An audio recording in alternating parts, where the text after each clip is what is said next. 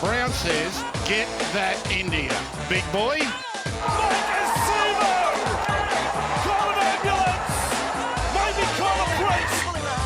Oh, what a shot! What a shot! Campbell killer! Hello and welcome back to another edition of the Para Podcast. As always, I'm your host, John, also known as 4020. Joining me for feels like a almost back-to-back instant recording is my good mate, Sixties. Indeed, we were recording just last night. We turned it around into a morning preview of all the round 26 and round 6 action across the NRL, NRLW, New South Wales Cup and Jersey Flegg. Big fella, yeah, a lot of work being done right now, but we're kind of wrapping up for most of the grades this week. Yeah, we're really packing it in such a short turnaround week with a Thursday game. All the regular content that might be spread out through till Saturday is basically being squeezed in a couple of days in the early part of the week. I guess that's the nature of the beast, isn't it, with these sorts of schedules that we face in the NRL.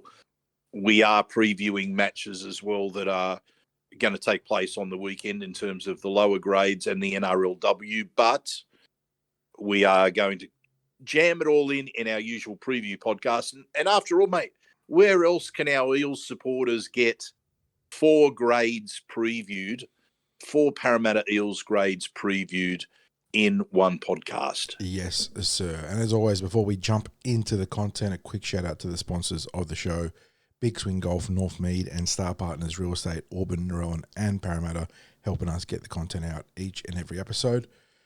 We got 4 games against, well, not all against Penrith, but 3 against Penrith and 1 against the Cowboys. Let's start on Saturday, 60s. We got a doubleheader out at Bluebet Stadium. Is the Jersey Flegg and the New South Wales Cup. One team looking to potentially book a spot into the finals. One team looking to play spoilers for the Panthers. The Flegg are the team that are in the hunt for the finals. They do need a result, though. They kick off at 12:30pm out at Bluebet Stadium, simultaneously at 12:30pm down in Melbourne, Victoria. They got the Canberra Raiders travelling down to take the Melbourne Storm. They need the Raiders to spring an upset in that game, and they need to take care of business against the Panthers. But let's quickly look at the team, and then let's see what they can sort of do on the day. At fullback, it's Arpa Tweedle. On the wings, Matty Komalafi and Ethan Martin.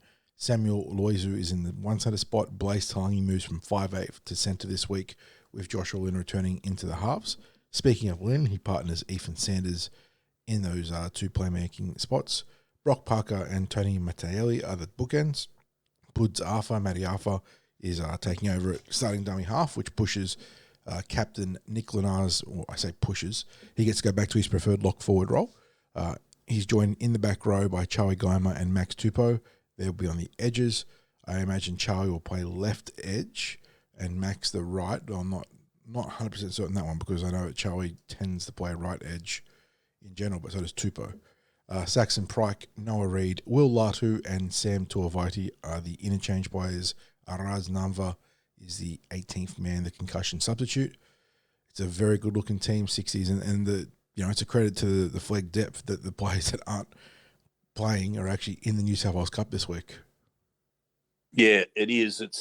It gives you an idea of the depth and I guess also the flexibility that's there within the team. They're a squad where, if we're looking at that next man up mantra, they've really operated by that this season. It's a credit to Coach Craig Brennan.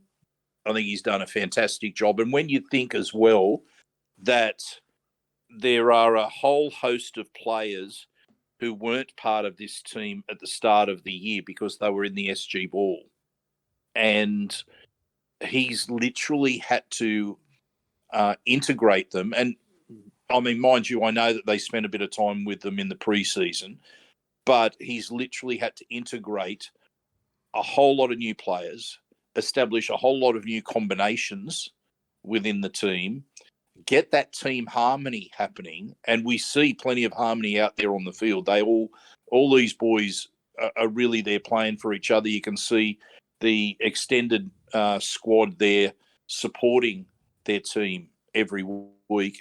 It's a harmonious group. Yeah, a lot of credit there to Breno and the staff in getting the team to this position. There's been a couple of results through the year that may turn out to be costly, but the equation is very, very simple. They need the Raiders to beat the Storm, and of course the Eels need to beat the Panthers. Now, you don't even have to think about any points differential. No, that is the silver lining here, is that win and any sort of win and any sort of loss in those two results, and you're in. That's right, because the Eels already have a better differential than the Storm, and by virtue of the fact that they need the Storm to lose and they need to win, it means the differential is going to improve anyway if that scenario unfolds as they want it. The matches are taking place simultaneous, so they won't know the result of the Storm Raiders game until they're off the field themselves. So hopefully we get a Raiders win and that we get to see some celebrations out on the field when word filters through of that result. Regardless, I'm sure that all the fellas and the staff will be looking to finish the season on a positive note with a victory against another finals contender. In the last few weeks, they have beaten the Storm. They have beaten the minor premiers who are the Roosters, who are well clear at the top of the table. And if they can also beat the Panthers, that will mean that they'd beaten 3 of the 5 finalists in that run to finals football in basically the last month of footy. And I don't think we can ask too much more of them. Seasons are always, you can look back on what ifs and what have you, but when you're talking about a team like Jersey Flegg at that level, they would be one of the most impacted teams by injury and suspension, not within their own group, but to what happens above them in the higher grades, because a change to the NRL means a change to the New South Wales Cup, which can mean a change to the Jersey Flegg team. Changes to the injury or suspension in the New South Wales Cup can mean changes to Jersey Flegg. So they're always, and a lot of these can sometimes be very late changes as well. Late call-ups mean late changes to the Flegg team. It's the nature of the beast. I think that they have looked exceptional in the back end of the season. They're firing at the right end of the year. We hope they get into the finals because we think they will do some damage. I'm tipping a win because I look at this team and I go, there are strengths like throughout the team and onto the bench, and I think they'll acquit themselves really well against the Panthers. And in the context of the other game, I don't think the Raiders are ranked outside of 60s. They're a 9-win team versus the Panthers, the Storm's 11 wins. So, they're behind them, but not by a country mile. So there is a decent chance that this could happen. It sucks that you have to rely on another team to get it done, but, it is within the purviews of probability. So we got a chance, which is all you can ask for heading into the last week of the season. Yeah, absolutely. So they had as I mentioned, it was a great win that the Eels had against the Roosters last week. They won the middle, won it very, very well. It set up then the opportunity for the players to use the space, use the ball into the space that was created via the Roosters constantly backpedaling in defence. And I think a similar platform this week, and really, the 2 props last week were 2 of the best on field in Brock Parker and Tony Mattielli. And Brock Parker in particular has had a really good season. He started off so well, didn't he? And then he had an injury at an unfortunate time. He was out for an extended period of time.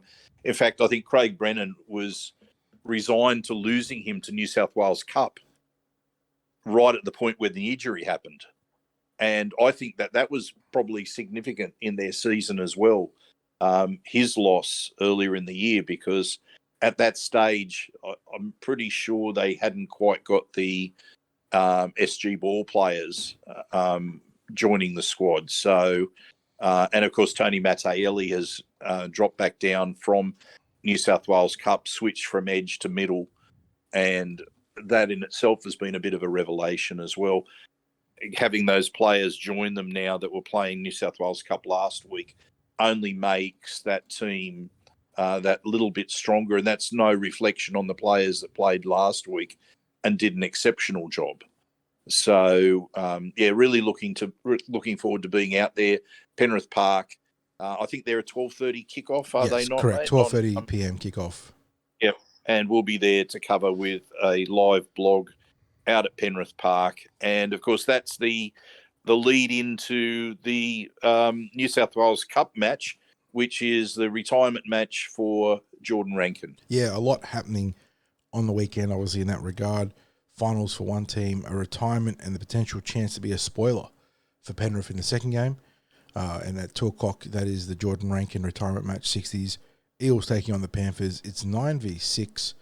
Eels have actually sort of, obviously the finals are beyond them, but they've actually sort of crept their way back up the ladder.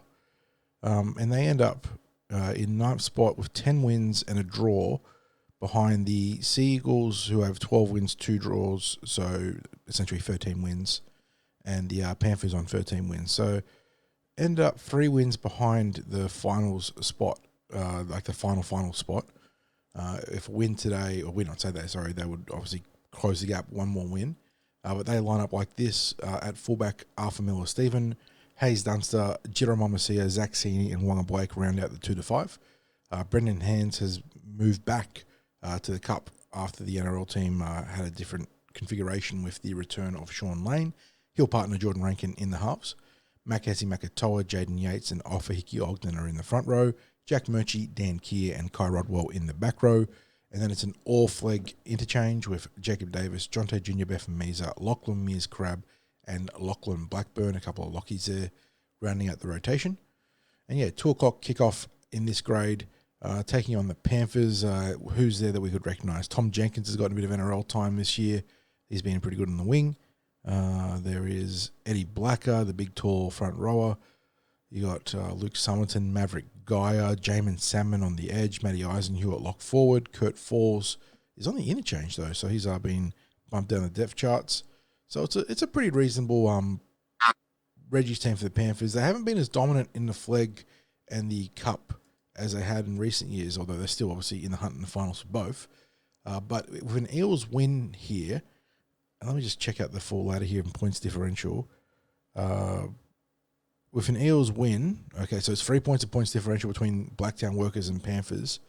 So an Eels win obviously puts heaps of pressure on the Panthers, and the Blacktown Worker Seagulls are playing the Bulldogs, so that's actually a closely seeded game as well. So, yeah, there's a very good chance an Eels win knocks the Panthers out of the finals.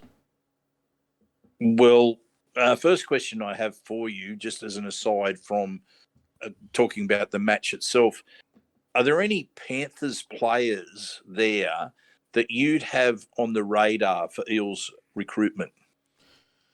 None of them have I don't think any of them have been carving up the Cup the way that Sania Taruva had prior to his call-up. I think Isaiah Longy's meant to be a pretty handy player. Their fullback. But outside of that, I'm just trying to think, because you want a good player, and B, it needs to be in a position of need for us, which is pretty much the back line. Yeah. I'm not. So you mentioned Jenkins. Yeah, Jenkins is a reasonable guy. 22 years of age. He's got good, decent size, 188 centimeters.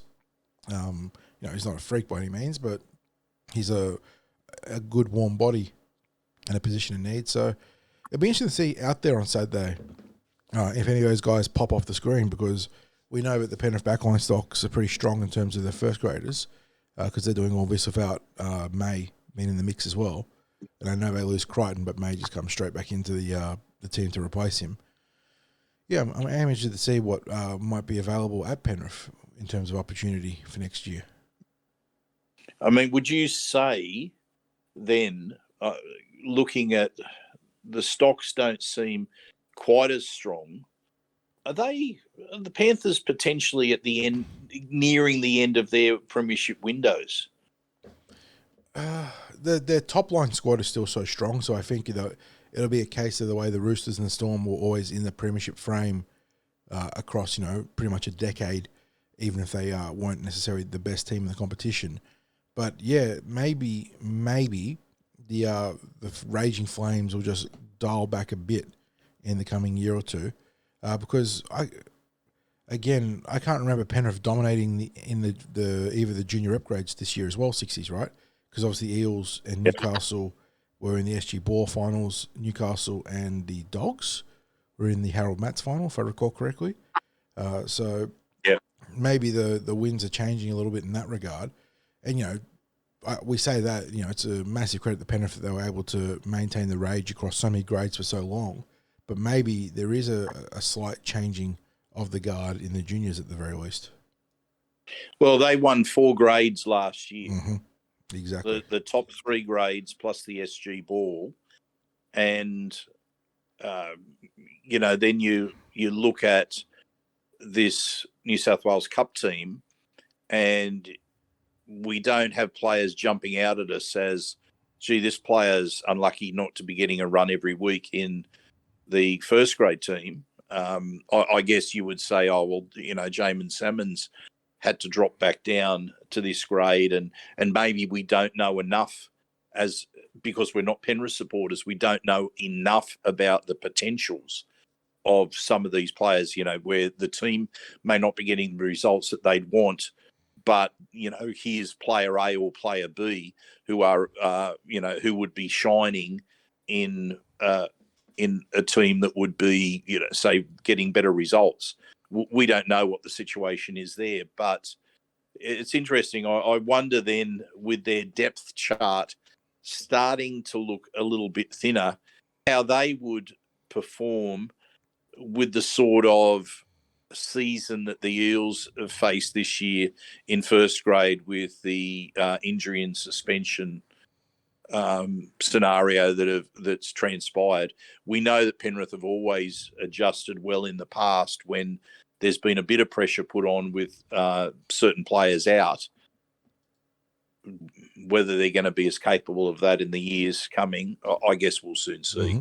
But anyway, mate, what's your thoughts on the team that the Eels have been able to put together for this final match? I mean, we're still seeing a back rower in its centre in Jerome Masia. Yeah, we're seeing Zach Sini coming back from, I believe it was a hand injury. Broken hand, yeah. Yep. So this is his return match, and he's back basically for the final match of the season.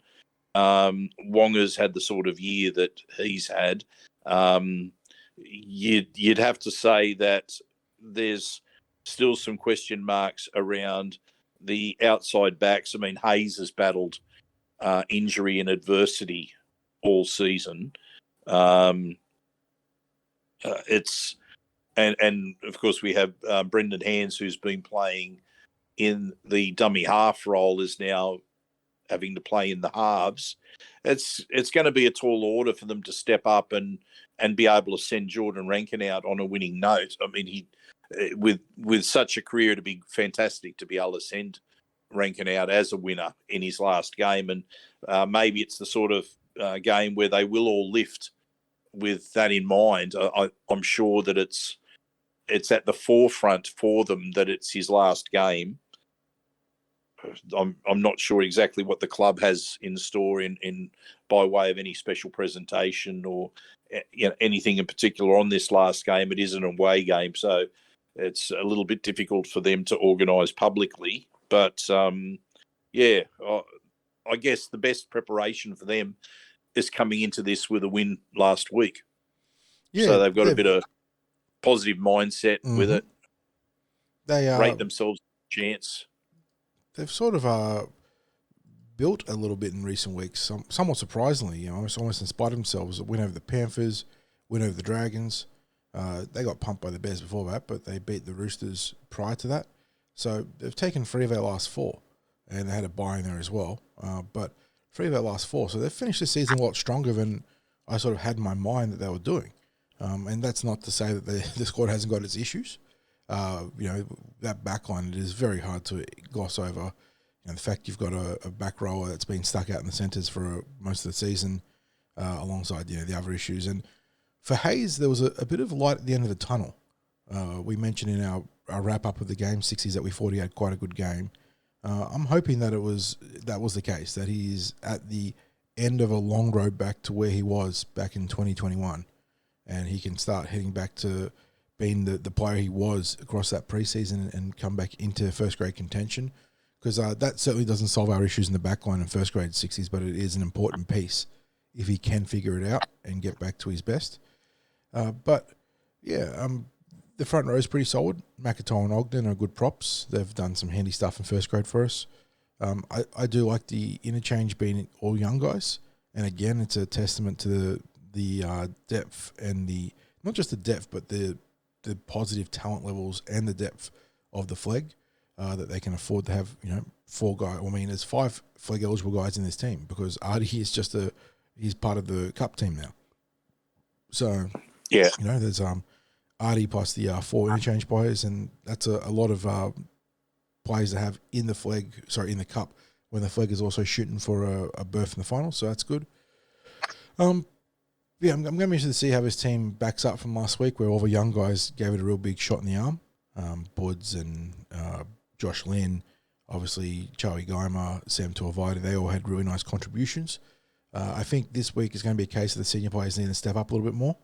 Although, obviously young guys like Davis, Crab and Blackburn, or Mears Crab, and Blackburn, can bring something to the team as well. And I hope that the occasion doesn't get to them. It's always weird with milestones and retirements, how teams respond. Sometimes it is a massive boost to the morale of the team. They come out and they rip in. And sometimes, it just feels like it's a mantle of responsibility that weighs them down. And I'm hoping that it's the former, not the latter, on Saturday. Yeah, look, I think a couple of points that you raised there. Hayes definitely had his best game that I've seen in, well, we have to say 2 seasons, because there wasn't anything that happened for him last season, and he's really had to battle injury and setbacks this year. So what we saw from him was what we used to see from Hayes, which is carrying the ball strongly in his backfield runs. He seemed to always be beating that first offender last week. Ran fearlessly whenever he, at both ends of the field too, because the try that he scored was one of fierce determination with a run where it didn't seem like there was anything on. And he made that dash to the was he at dummy half when he took that run? Yeah, he was. Just trying to. I'm pretty sure he jumped out at dummy half and just absolutely leveled a couple of defenders and got the ball down. Yeah, so and his defence, I thought, was close to immaculate last week, and it was a most encouraging display from him. And look, credit to him as well, because I think with only a couple of games left in the season, and much the same as Zaxini, it would have been easy just to look at the preseason and think, you know what, I'm just going to rehab. And, I would have liked to have played a game or 2 at the end of the season, but I need to get myself in order. Now, they both got themselves in order. It's obviously the case that, given the form that Hayes played last week, that he was fit to play and was able to produce his best. I'm sure there's still rehabbing and a bit of work that he'll do in this coming pre-season just to get himself back even closer to what he was before. So, a big tick for Hayes, and he's hoping that it's another continuation of his performance from last week. But you did mention the forwards there, and I think the key to this is going to be the middles, because you've got the experience in Makahesi and Offahi Ogden. You've also got Kai Rodwell at 13, and I think those blokes are going to be key to the result of this match. Get that middle one and go from that platform. And I guess,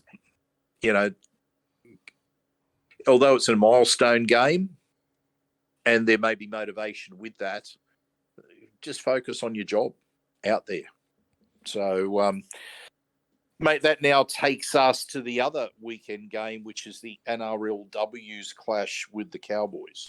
The NRLW's home clash with the Cowboys, 60s. Yes. Yeah, I mean, a lot of stuff to gripe about here for their schedule. 2 home games at Combank and then 2 home games at Cogra and Canberra. I struggle to even say it because it's just so comical, but the Eels hunting for their first win of the season, but they've been building really nicely. And now they bring the North Queensland Cowboys into the mix as they take on that team in round 6 of the NRLW. This one kicks off at 11:05 a.m. out at Nostrada Jubilee Stadium, a well-known Western Sydney venue for the Parramatta Eels. Cogra, that's in Parramatta. But Eels line up like this with Abby Church at fullback, Zali Faye and Monique Donovan on the wings, Kimberly Hunt and Cassie Toi-Hiku in the centres, so an unchanged 1-5. And that extends to the halves with Pahuka Berryman Duff and Rachel Pearson lining up in their customary 6 and 7. So backline as it was for last week. Obviously, Cassie Toi-Hiku was on an absolute tear, but Kimberly Hunt scored a nice try. Zali Faye showing some great signs earlier in the season, and Abby Church is plugging away really nicely at fullback. So there's, a few informed players there in the back line. And Rachel Pearson. Abby is really missed consistency, isn't she? Yeah. And look, I sort of posited in my gin logic that maybe the Eels could benefit from moving Cassie Toi-Hiku from centre to fullback. And that in no way was a slight on Abby Church, who I think could also be an excellent centre or wing option for the Parramatta Eels. They've got 2 very good players there in CTH and Church. I really don't want to see Toi-Hiku locked down to one side of the field. And like I said, that's not a slight on Church in any means whatsoever. She's having a good season. No. In fact, she'd probably arguably be the leading contender in the for the medal at the Ken Thornett Awards. Mm-hmm. Yeah, she'd be in the front runner pack for sure. So we've talked about the back line. In the front row, you've got Talisha O'Neill and the young breakout prop Tyler Amiatu. Ruben Charrington's a dummy half. Tyler, like Cassie Toi-Hiku, like Abby Church, one of the real positive stories for the Parramatta Eels this season, going from strength to strength as she's moved from interchange to starting pack. Now she carries a load in the front row this week. In the back row, though, you've got Amelia Murphy, try scorer last week. Mahalia Murphy, who's looking real sharp after making that transition from centre to edge. And then Jade Fanua, who, like Zach Sini, back from a broken hand. The last time we saw her 60s against the West Tigers in round 1, where she was suddenly thrust into the starting halfback role as a back rower, and pretty tough task for any sort of forward. But I'm really keen to see what she can bring to the team as a lock forward, and she gets a chance this week. On the interchange, it's Capri Paikau, new recruit Noria Kapua, or Boss Kapua, as it's been listed on social media. Shannon Muru and Nakia Davis-Walsh, Kyra Simon, Ruby Jean Kennard-Ellis, Madeline Jones, Lindsay Tui and Rosemary Beckett are the extended roster. Dave Munro's in the box. There is no officials otherwise listed. And just a note on Kapua, I believe her contract is end of season only right now, 60. So hopefully if she does show something, we can get her locked up very quickly. Okay. So that explains that they've obviously been able to secure her because of the injuries. Yes. Affecting their roster. A couple of season enders already for the Eels, or has been for a couple of weeks actually. So they've finally found someone to fill out the roster. And like I said, the worst thing would be for her to come in, star and sign elsewhere. But it'd be interesting to see how she handles the move to the Eels on the weekend.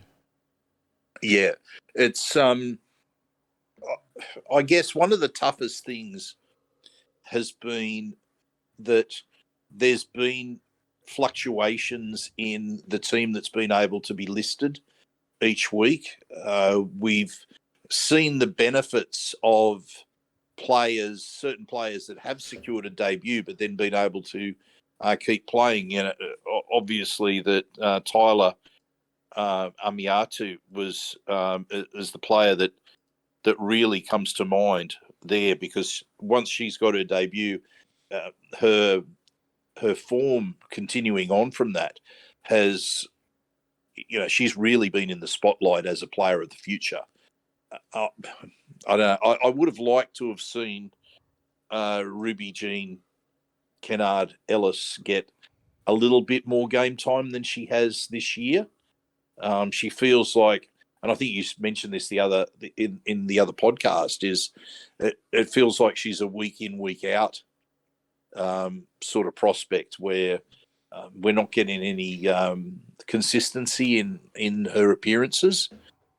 I think she'd be the sort of player that would benefit from having consistent game time. Mm-hmm. But I mean, that's up for the coaching staff to determine. But above all else with this team, what they really have to work on is eliminating some of the basic errors that we've seen, because we know take a big step forwards in the game, but then cough the ball up.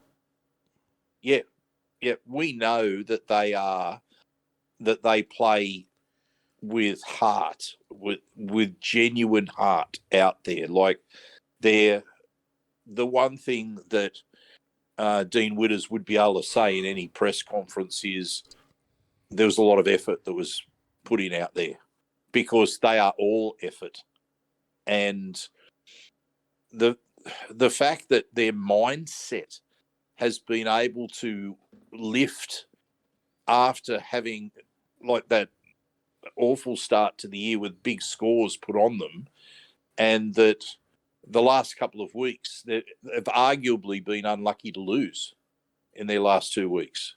And I honestly thought coming into that Broncos game that they were going to have an absolute cricket score. Yeah, they were staring down the barrel on that one, it felt like. And, they lost one of their best players within the first quarter of play, or just over the first quarter of play.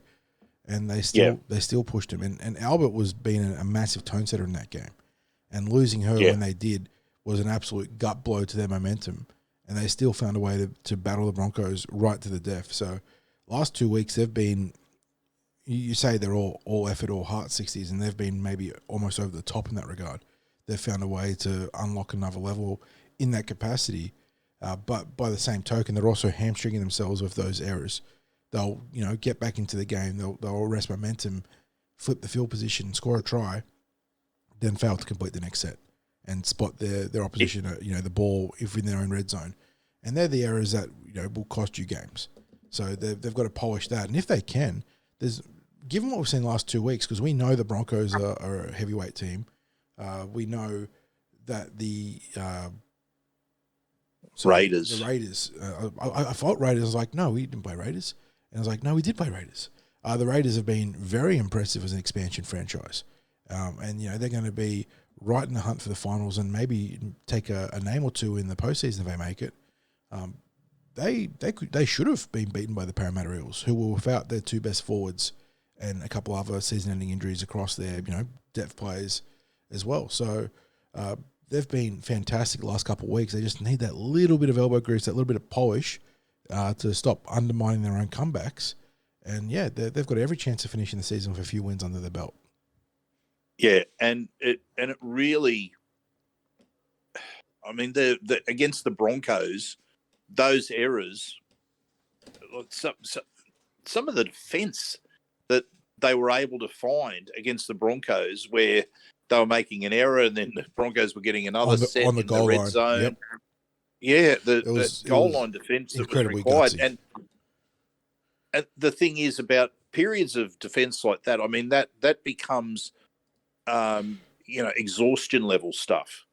And it can take its toll later in the game. The fact that they remained so competitive after defending for such extended periods right on the line, it said a lot about where they were at in their mindset. But you've also got to think that those errors are coming from not being focused in a key moment and not attending to what is a minor but a crucial detail, like just ball security or just a straight out knowledge of the rules. where, you know, where balls are played at that are going out, for example. Or it's possible to catch a ball right on the sideline with your foot over the sideline to get, to get a call that goes your way. Yeah. Or, you know, as I said, but, you know, the most basic of ball security in a hit up. And then we had one player that was caught last week for holding the ball in the scrum. And you think, well, I know that wouldn't have been practiced at training because they're not going to practice something that's a breach of the rules. So, you know, sometimes you wonder where those errors are coming from. But they're things that you look at and you go, you know what, that's all easily fixed. So there's a huge upside from that, because there can be frustration looking at it and thinking, oh, these errors are so costly. But then you also think, but you know what, they're costly, but they are easy to fix. They are not like a problem where you go, oh, they're going to have to work a lot on fixing this. You know, they're momentary lapses.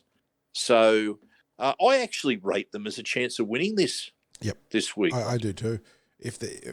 Obviously it's predicated on the idea that they repeat what we've seen in the last fortnight in particular. But if they can, there is no reason to think why they can't challenge the Cowboys and get that duck-ending or duck-breaking win. They've been all guts, all heart, and on top of that, there's been some flashes of really good play, attacking football. And I don't think it's a coincidence that it's coincided through finally the return of Rachel Pearson, who has really added a lot of layers to this team in terms of playmaking and the ability to change the point of attack. And on top of that, it's the players that we've mentioned as well that have been growing game in and game out. Cassie Toei Hiku, Tyler Amiatu, Mahalia Murphy, who since moving from centres to the edge back row has looked like a wrecking ball. You know, they've got some real good weapons across the park now. It's just a matter of getting the ball to them and putting them in positions to succeed. Yeah, and I have been absolutely thoroughly impressed with Ruben Cherrington. I think she's you could be mistaken for thinking it's Kennedy out there at times. She's a little fireball that, you know, plays dummy half and lock forward for the Parramatta Eels, and really growing into that role. Really, you know, being combative with the ball in hand and also sparking some really nice attack from dummy half. Yeah, and it's I think she's taken her game to another level this year. Like she is, I don't think I can go so far as to say that she's effectively filled the hole left by Kennedy, because I don't think you can fill what they're missing with Kennedy not being able to play. But you then have to think, you know, with Rachel Pearson back there, how much of a difference it might have made with Kennedy added to that pack, because the rest of the team has really lifted right now, and Kennedy was really being targeted by the opposition teams in those first 3 weeks because there was no Elsie Albert, no Rachel Pearson. So Kennedy was the name that was there. She would have been featuring on the tip sheets of the opposition teams. She was getting smashed. It was like any time she was involved with a hit up, they weren't missing her. Like they were zeroed in on her every time. When you've got the others that are now contributing in the way that they are, the threat is spread. And I think as I said, I think they can do it against the Cowboys. I'm going to tip a 1-10 victory for the Eels in this one. I'm going to go a bit more optimistic. I'm going to go in the vicinity of 12-13 plus, get a couple of scores up on the Cowboys. It's such a shame this isn't being played at CommBank Stadium, or at least a Western Sydney venue. I know that it's been tied to the other NRLW game with the Dragons, but it feels like the Eels are the ones that are losing out here because, they're the ones that have the home game taken away in a season where Canberra get 5 home games. The Raiders now in one season have equaled the total number of home games that the Eels have had across 3 seasons. Yeah, there you go. And obviously the expansion, more games in a given season aid in that stat sort of being crunched out. But the fact that the Eels only get 2 games at CommBank this year really rubs me the wrong way. It is such a disadvantage to, and especially because it was two of the first 3 was the 60s, and then we're on the road for the next 6 weeks in the competition. Just crazy. Yeah, But, and just further on that, the scheduling also means that if you've got really keen Eels supporters like ourselves, and we're going out to Penrith to cover the lower grades, this is literally a clash for us. yeah, there's no way you can attend both venues. Yeah, I mean, we can't even watch it on television live because we'll be in transit going to out to Penrith Park to cover the game. Now, we were at CommBank Stadium for the standalone game between the Eels and the Tigers that opened the season this year. And it was, I mean, there was probably, about 2,000 or so there. And I look at that and I go, okay, I think it was fantastic that it was staged at CommBank. And I'd like to see the NRLW being able to stand alone like this, have dedicated matches at venues. And when Kellyville is finished, and they've got a match venue there that's gonna hold, say, I don't know, 3,000 or 4,000, whatever it might be, when that particular field is finished with the stand and surrounds, that either matches there or even at Granville Park with Eric Tweedle Stadium, which is their home training venue and where they staged a trial match. Now, they had in the vicinity of between 12 and 1,500 people that turned up for a trial game out there against the Dragons. So it wasn't as if they had a lot of Dragons fans that were there. They were mostly Eels fans that were there that turned up, nighttime game, middle of winter, watching a trial match. You can't tell me that they wouldn't be attracting those sorts of numbers at Granville Park this year. I mean, and I understand about how and where games are staged and trying to put it on the best possible venues and that sort of thing, but they're obviously trying to work it around NRL games where they're not, they can't always be a curtain raiser, and I'm not advocating that they are curtain raisers. I want to see them stand as a product that, as a standalone product that they deserve to be. But when it's scheduled as a clash with other Eels games, that's not helping the cause. Nope.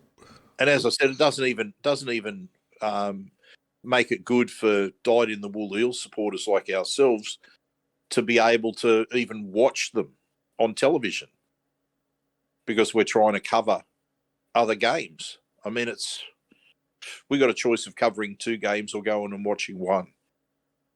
I mean, what can you say? I mean, the scheduling's been diabolical, and I guess it's best we leave it there and now move on to the NRL, the final game of the season for our Parramatta Eels. Yeah, and it's on us right away as we record on the Wednesday morning. It is taking place, on the Thursday night, so one sleep away, 7:50 p.m. kickoff out at Bluebet Stadium. The Penrith Panthers coming into the round in first position with the Parramatta Eels in 11th. Sportsbet has the Panthers at 111, all the ones there as favourites. Eels rank outsiders at $7. As you can imagine, I'm not going to be contending that one. Penrith finding form at the right time. I say finding form, finding another level of form at the right time of season, whereas the Eels obviously have they've stumbled their way to where they are.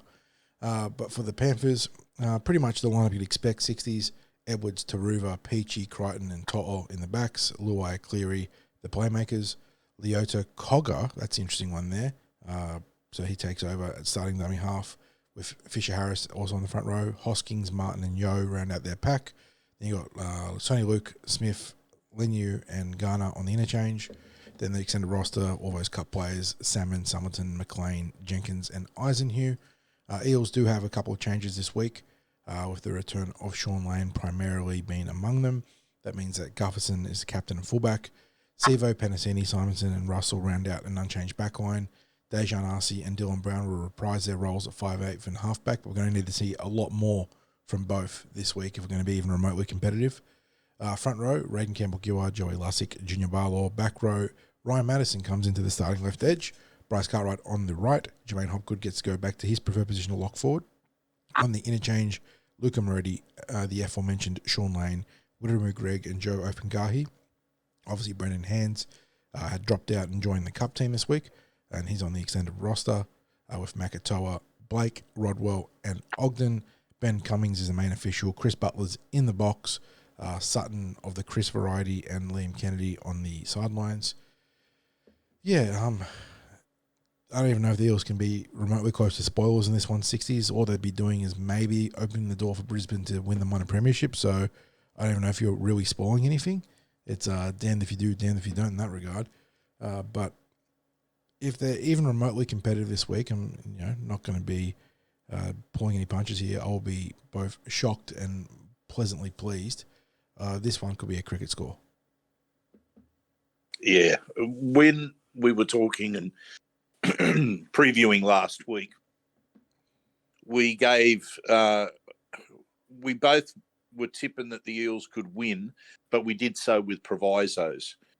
We said that there had to be a very high completion rate, and we had to have the players with a positive mindset. We needed a good kicking game. I don't think we saw any of that.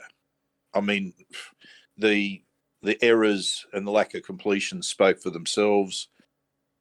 We saw defensively an awful effort, but it really spiraled out of control when the Eels didn't, when Will Penasini wasn't able to get the ball down for what would have been a 12 points to nil lead. And in contrast, what we saw from the Roosters was desperation in preventing a try, followed by a run of possession where the Eels just couldn't match it. We saw bad attempted tackles in a sequence of Roosters tries after that. And then it just spiraled out of control where it felt like the Eels just didn't have the football for a long period of time in the back end of that first half, and really the tone was set from there on. If we have the same lack of completions, if we have the same mental attitude, and now bear in mind, I am not going to be saying, as some people wanted, that the coach should be throwing his players under the bus. If you get a coach that comes out there in the press conference, as BA did, and he says that there was effort there from the team, there is a distinction, I think, between effort and self-belief. I think the players completely lack self-belief. And I think when you have no self-belief, or you don't have the desperation to achieve what you need to achieve, then I think you see what we saw out there. Lack of attention to detail, missed tackles. We've got players that are probably playing too close to their ability, and they're not able to compete with some of the better players in the competition. So we saw evidence of that. I'm not sure what people want in that regard from a press conference, to be honest, just to have a bit of a veer away from this particular game, because we look at what's happening at South Sydney when there are issues about accountability and performance that get dragged into the public arena. Look what happens when it comes into the public arena. You end up with the fact that the coaches aren't on the same page, assistant coaches and the head coach. and you're going to end up with coaches that are dismissed with a couple of matches to go in the season, or one match potentially to go in the season. It just doesn't. There are things that can be dealt with behind closed doors and should be dealt with behind closed doors. Look, I think we get the emotion that's there with Eels supporters. I mean, goodness knows, you and I have had to compose ourselves before we've done instant reactions. Like we've had almost our debrief of about 5 or 10 minutes and getting the emotion out of what we want to say. Not all of it, but maybe getting some of our illogic out and trying to make sense of what we've just witnessed before we put words down for the consumption of our listeners. It's, people get emotional about their team when they haven't achieved what they've needed to achieve in the season. But we can't expect that our coaches are going to do that and echo our thoughts on there. They might be feeling exactly the same behind closed doors and ripping, but they also have to be constructive when they're talking to the players, and they can't be seen to be putting the players down. We've seen coaches put the players down, e.g. Ricky Stewart. Look at his press conferences where he used to say, I haven't got the cattle for this team to perform any better. What message does that send to the players? I'll tell you what it sends: wooden spoons. That's what it sends to the team. So, mate, I guess what I want to come back to is that with this team, we need them to be better than just effort, don't we? Yep. We need them to be focused. We need them to have the positive mindset. And effort isn't going to cut it against a Penrith team. And the positive mindset and the self-belief leads to effort on effort. And there's a difference. There's a difference between effort and effort on effort. And what we saw from Lindsay Collins from the Roosters was effort on effort when he stopped Will Penasini from scoring, right? And we didn't see that from the Eels. We didn't see effort on effort plays. We saw, heads down. We saw some of the things that we didn't see earlier in the year, where, like in the year, we were scrambling. Even if the defence wasn't quite working, geez, we were seeing a lot of effort to stop tries being scored. It was too easy. There were some just, basic mistakes. So how can we predict an Eels win if we're not seeing evidence recently about things like completions, like attention to detail, like effort on effort, self-belief plays, desperation plays? I'm like you. I fear a big score here, mate. Yeah, being very realistic there in my canvassing of what's going to happen on tomorrow night's game. But if the Eels are within 30 points of the Panthers, it feels like they've done a decent job. Because the way the roster's shaken out, the way the backline's, sort of rounded out, we got a really weak halves pairing. Mitchell Moses has been critical to our ability to compete with the Panthers in the last, 3 years, with his ability to clear the ball consistently and peg them back in the field position battle. And I just can't see either Dejan or Dylan being able to compete in that regard. Maybe in the forwards we might be able to cook with something. Reg Jr., Matto, Cardi, Hopgood, and a decent bench rotation there. But Penrith have got a very big physical pack too, so I don't know. I don't know. What can we genuinely expect from Parramatta? Now, we've said what we fear in the way of the scoreline. How can, and I mean, upsets do happen in rugby league. What do the Eels have to do to engineer the most unlikely of upsets here. Now, and again, we're talking about the major out in this team is Mitch Moses, right? And the Eels beat the Panthers earlier this season. So, in the absence of Mitch Moses, what can we manufacture to be in this contest at the very least, or maybe engineer an unlikely victory? I mean, in a game where you don't have your number one half, the guy that organises all your stuff and really puts the dots on the I's and crossing the T's in terms of the football mechanics, you just need your pack to dominate, don't you? Like, you just need to absolutely rumble through the middle and nullify the advantages that the Panthers have because of that. So, look, they've got the cattle to do it. You know, that starting pack, Campbell, Gillard, Barlaw, Madison, Cartwright, Hopgood, you got Moretti, Lane, Gregg, and Offengang on the interchange. They've got the cattle to do it, but we've seen individuals step up at various points in the recent weeks. So I actually think Junior's, it's been a long 2 years for Junior, and I think he struggled at times earlier this year. I think he's actually, I wouldn't say he's back to his best by any means, but I think he's actually turned in a couple of good performances. You need more of that from him. Obviously, Reg. But you need someone to go with him. You know that Junior and Reg, at their worst, are still going to be, good players. But you need someone to go with him this week. And that's going to be the critical factor is, does someone go with him? And if so, how many?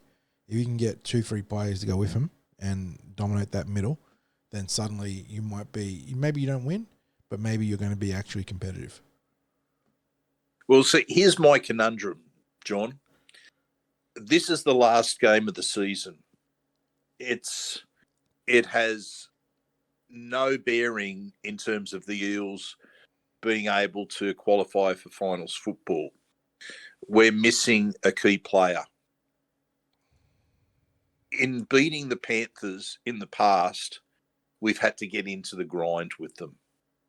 We've had to get into long, drawn-out battles where it goes to the 80th minute and we've been able to prevail with tough, uncompromising forwards where we've not strayed from the game plan, where completion rates have generally been good.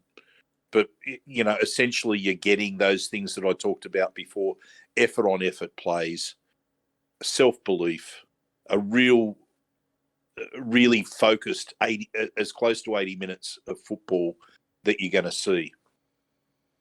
The game earlier this year, we saw that crazy long-distance field goal from Cleary, and we saw Mitch Moses being able to reply, and the Eels just, that composure at the end of the game in the extra time. I thought it was going to be setting up our season back then. I can't see any likelihood, maybe this is just me, any likelihood that our mindset would be on getting into the grind in our final game of the year against the Panthers. Am I wrong? No, I think you're spot on. It's like I would see, maybe a game where we might be trying to chance our hand in the game. And I'm not sure whether that's going to be the type of football that would win a match against the Panthers. Yeah. I don't think you want to get into playing an open brand of football against the Panthers, because I think if you're a little bit loose in your play, they will take you to pieces. And I'm sure it's not in the Eels' game plan to play that way. I'm sure that what BA is looking for is exactly the type of football that has earned victories against the Panthers in the past. but I think the circumstance of being a game that means nothing in as far as the result is concerned to the Eels season. I don't see us having 80 minutes of focused football in us. No, not against a team like the Panthers who are locked in hunting for that three-peat. Look, I want to be awfully wrong with this. I want to be able to see that the Eels will go out there and believe that they can make a statement in this game, which is, what if we had have qualified for finals football, we could have given it a shake. Here's an example of what we could have done, and even without Mitch Moses. But we've seen at best 20 minutes of fight in them in the last couple of weeks, and the result of doing that against the Panthers could be catastrophic. So let's get down to our predictions, mate, because you've just said it. We've got the forwards that could make a statement, but we haven't had really that what we've needed from Mitch Moses with the kicking game and the organisation that he provides. It is, that's a big factor to be missing from our game. Our backs haven't been able to produce, especially in recent weeks. It's a tough ask. So let's get to these predictions. And as always, we'll go with first try scorer, margin, and then MVP or potential most valuable player. I don't know who you're feeling because I'm looking at this team and I'm struggling to see where points are going to come. Yeah, it might be easier to. We'd like to give an Eels first try scorer, so we'll stick with that. I think it's more than likely that it'll be a Panthers first try scorer, and that's despite the fact that the Eels have scored twice, have been first try scorer, in recent weeks. But I'm going to go for Jermaine Hopgood to be first try scorer. I think it'll come from an effort play. He's someone that every week we do get effort on effort from. No question about that with him. He's actually. So I was recording with the boys from the Para podcast last night, and he's who I had tipped as our first try scorer. Well, then go with it again, mate. Yeah, we can.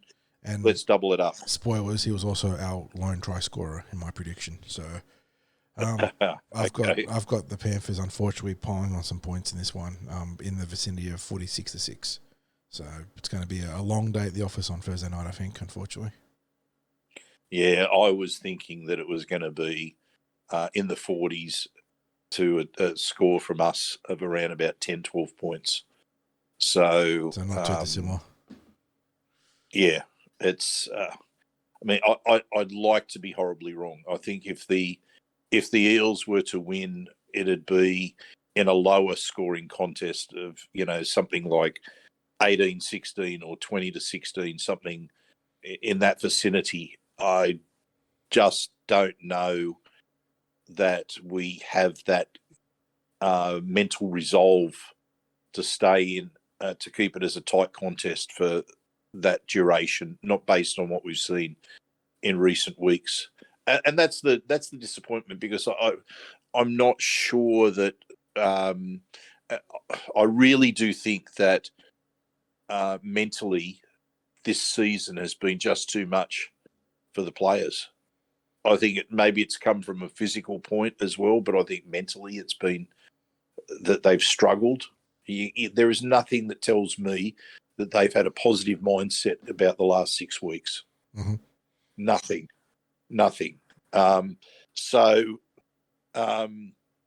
Best on field for the Eels. Best on field. I mean, if we're going to be remotely competitive, you'd need someone like Dylan Brown to stand up. But outside of that, you know what? I'm gonna play that same card and go Jermaine Hopgood. Yeah, I mean, will be up. I think it's pretty fair to say that he'd be right up there in the candidacy. Yeah, it's a tough sledding in this regard. Yeah, Hoppy's an obvious one. Maybe Will Penasini has a bit of a bounce back game after bombing that try last week. Yeah, I'm pressed to name anyone, but maybe I'll double down Hopgood as well. We're all in on Hoppy against his former club. So yeah. So I look, it obviously grates at us that I think this might be the first time or close to the first time this season that we find it near impossible to tip anything other than the opposition winning. That doesn't sit well as a Parramatta podcast. It doesn't sit well with a team that we expected to be playing finals football this year. And but we do try to be balanced. We do try to be honest with our opinions, even if we lean towards the glass half full. There's no hiding that the Panthers will be out to really make a statement in this game to go towards locking up the minor premiership if they can, which will then make it interesting to see what sort of team they name against the Cowboys. Because if they end up resting players again, they could be gifting the Cowboys a finals berth, which the Cowboys probably don't deserve this season. So, it's and here's the other interesting thing too, mate. We seem to play the Panthers in our final game of the year far too often.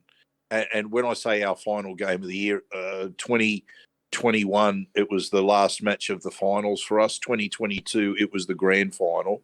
And now 2023, it's our last regular season match, which turns out to be our last match of the year. So 3 years in a row, we hang up the boots for the season after playing the Panthers. Yep. So, yeah. Anyway, as for this podcast, this is our last full preview podcast of the season. However, we will be covering, should they continue the Jersey Flegg through the season, and we will include a preview segment of a podcast. We will at least be providing one podcast a week going through for the rest of the NRL season. And if we're only previewing one grade, then we will be including the NRLW in our in a midweek podcast as part of a preview and news episode that will combine into one into one podcast for the week. So stand by for that. Thank you again for listening, John. You've done a superb job as always, and you've certainly got the workload happening with the podcast work that you're having to do with the Audacity. Is it that you're using with our? So we got a few things to pump out today between TCT and the Parrot podcast. So it's going to be a busy Wednesday. Yeah, and of course, thank you to our sponsors, Big Swing Golf at Northmead and Star Partners Real Estate, Auburn, Narellan and Parramatta. Of course, as well, the Cumberland Throw is 12 months a year. So just remember that there will be content coming your way, even with the Eels not participating in NRL finals this year. Before you know it, we're going to be talking about the junior rep season, the Eels pre-season, and, thank you as well for the great support that's provided by Parramatta Leagues Club, who not only do they put the money into the Eels juniors and the pathways, they support our work in covering the Eels juniors and pathways, and they are our venue for our instant reaction match day podcasts out at Parramatta Leagues Club. So support the club that's the home of the Eels. Get behind our sponsors as well, who make it possible for the Cumberland Throw to provide what we do 12 months a year for fellow Parramatta supporters. And as I always say, mate, go you mighty Eels.